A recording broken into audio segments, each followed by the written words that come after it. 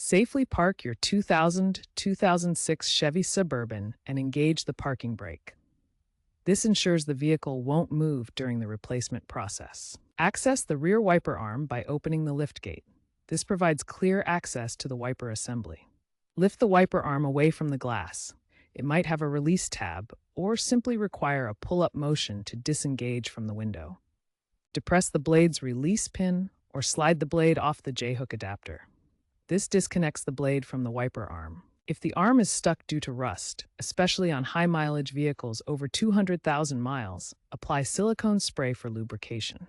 This prevents damage during removal. Handle the arm carefully to avoid damage. Gentle movements prevent bending or breaking the wiper mechanism.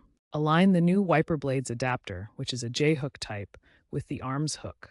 Snap the blade into place, ensuring it's securely attached. Lower the wiper arm back onto the rear window. Test the wiper to ensure smooth movement and complete contact across the glass. Consider hybrid or silicone blades for improved durability in extreme weather, lasting up to 18 to 24 months. Dispose of the old blade responsibly, recycling it through programs offered by brands like Bosch or Rain-X.